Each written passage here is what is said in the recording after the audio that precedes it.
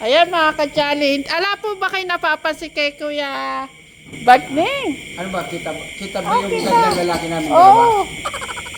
Kasi, yan, nasabi, ayan, Sige.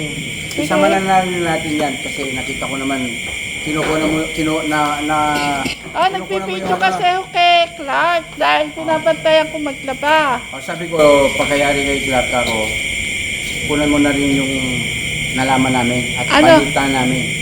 Ano? At nalaman ko na kay Kuya Bakni, Oh. medyo naano ko eh.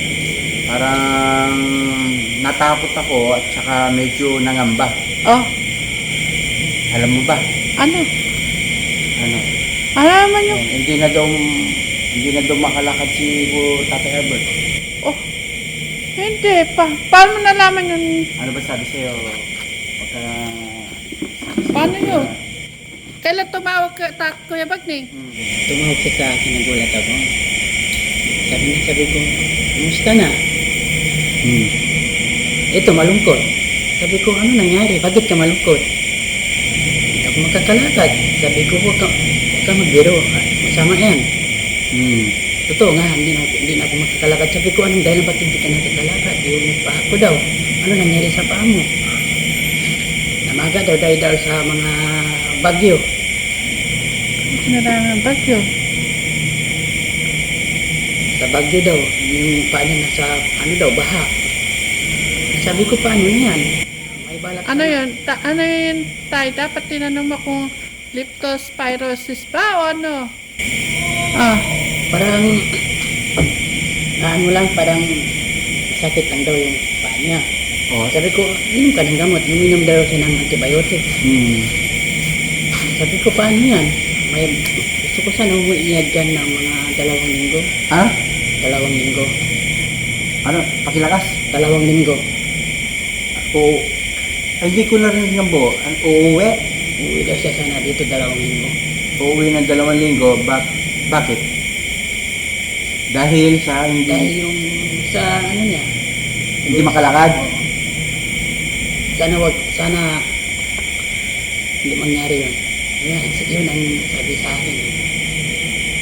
Kuya Bagning, sinabi mo, bago ka uminom ng antibiotic, nagpa-check up kasi masama uminom ng antibiotic na hindi nanggagaling sa doktor, na hindi ka na-check up. Hindi ko man rin nasabi. Ang sinabi ko lang sa kanya,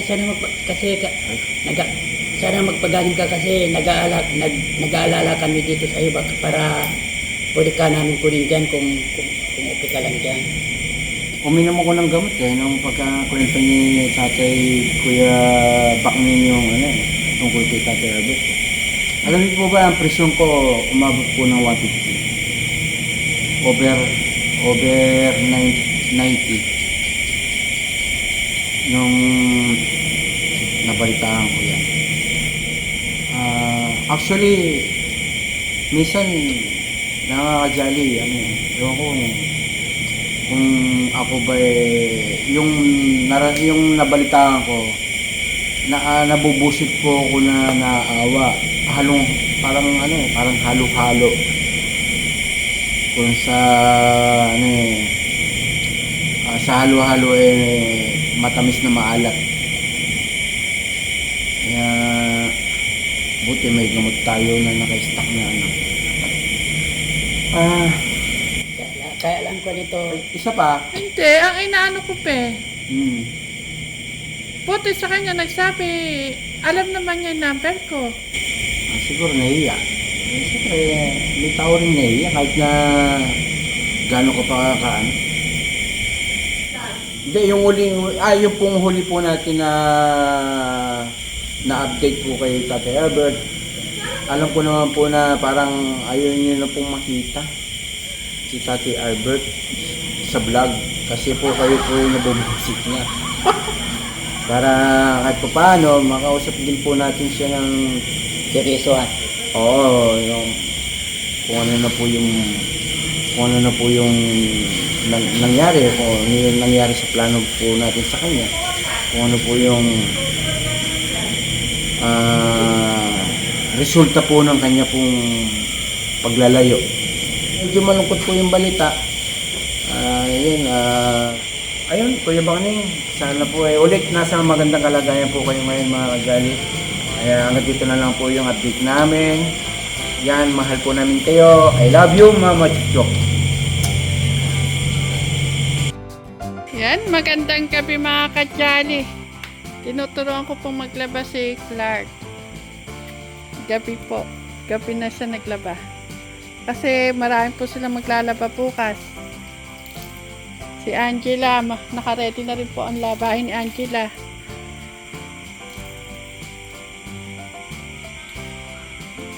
Wala po kasi ang ate Chris niya Clark, kaya siya muna po maglalaba. Sige, paikutin mo, Clark. Yung kulay white.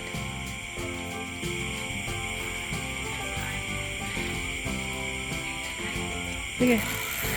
Todo mo nang paikot. Sige. Okay. O ngayon, banlawan mo na ngayon yan. Pupusutin, ha? Maupo ka. Hindi pwede yung ganyan.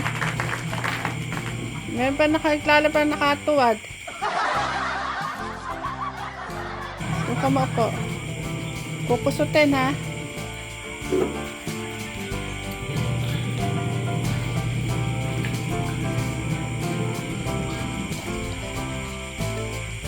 Wala kaya yung mancha niyan. Nako.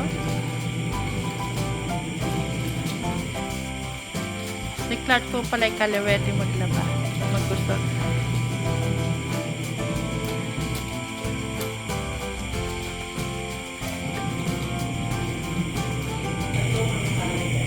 Tapon mo na yan at palawan mo yan. Yan, ang dumi ng damit mo. Oh. Kaya pinapababad sa'yo bago natin isalang sa washing. Para mawala yung dumi. Lagyan mo tubig yun. Paikutin pa yung washing. Isang ikot pa. Para malinis yan. Kahit na pang araw-araw yan.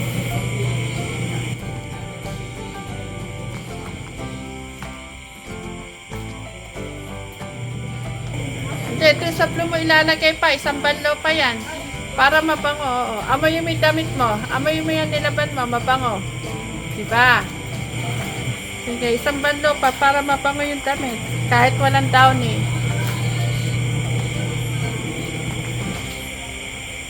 Yan, matikulot naman yan, no, Clark?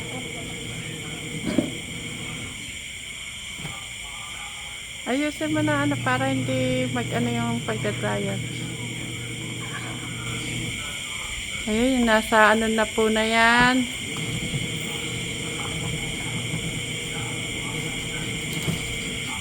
Si Angela pong labahin yan.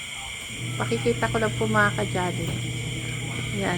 Si Angela pong labahin yan para bukas. Marami pa po sila sa loob.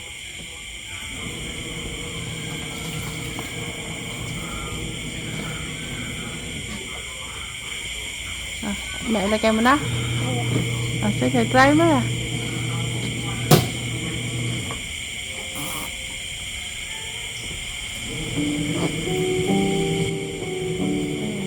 Habang nagda-dryer ka, isasampay mo na yung na-dryer mo kanina. Di, okay na yan. Ay. Itaas mo ulit. Huwag mo na hawakan yan. Itaas mo. Buksan mo. Ayan. Ayusin mo ulit. Ayan, ganyan mo lang. Huwag yung okay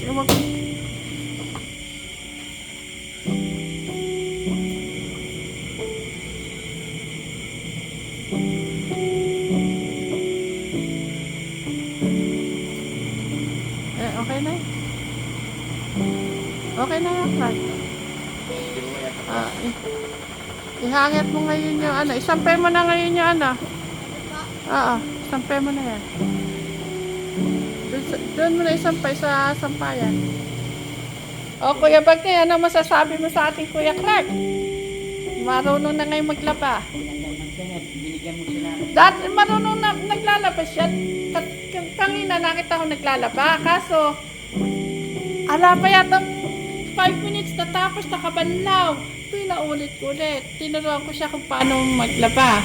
Mabuti ma'am Janet yung ginagawa mo sa mga bata para matuto sila. Pero ito mga kajali, ano lang, araw po ng Biyernes. Ano bang araw na yan? Danis ko nito, tama yun. Biyernes.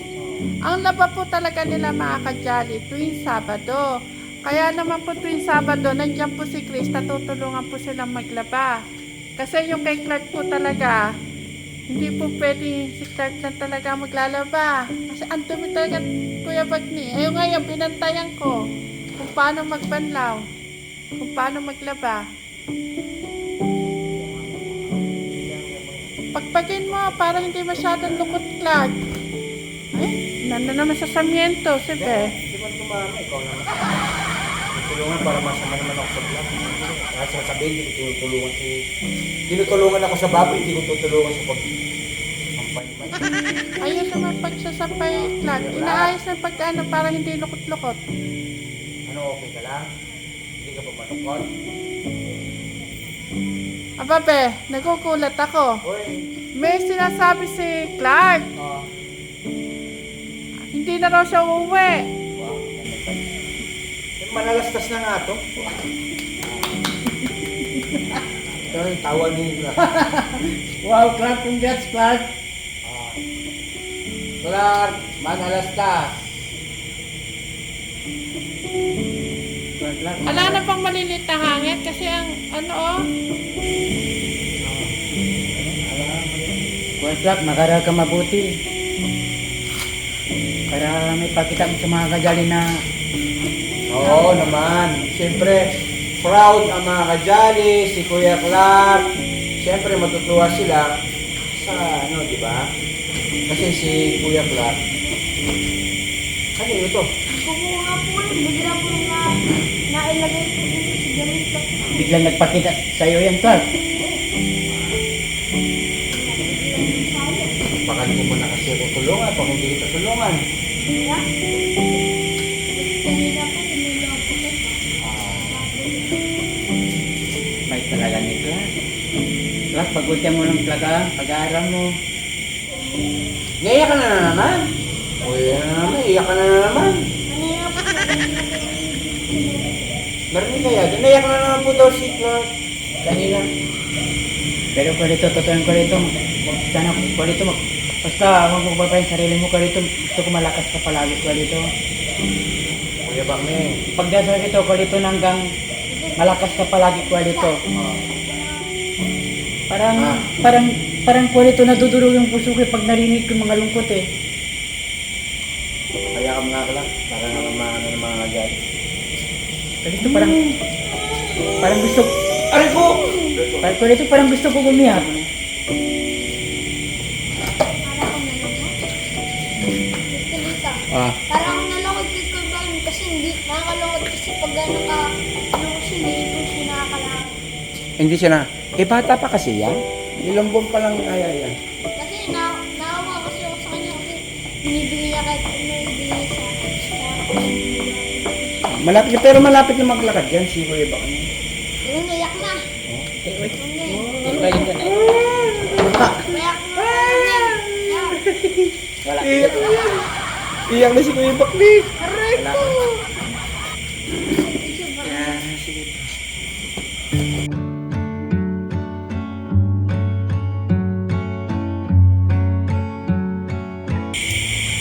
At na, pero may awa ang Diyos.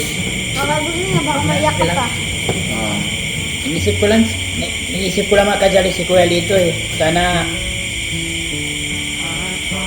Kuya Lito, sana palagi kang malakas Kuya Lito. Ay ko kasi nadinig ko yung mga pag may dumating kayo mga masasamang balita eh, tungkol sa iyong kalusugan. Huwag mo naman lang ikwento na yung Kuya Bakme. Baka nang mag-alala yung mga kajali natin. Pero hanggang buhay tayo, may pag-asa. Huwag tayo kababaan ng loob. Sa gagawa tayo ng mabuti sa kapwa natin, Kuya Bang, hindi tayo babayaan ng Diyos. Maniwala ka sa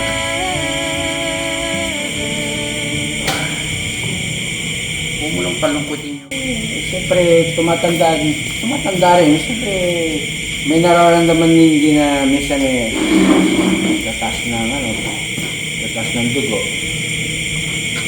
Medyo nag-alala po atin pong Kuya Bangno sa naging ko po kanina. Ikaw ba naman, balitaan mo kung hindi maganda, hindi patas ang dugo ko.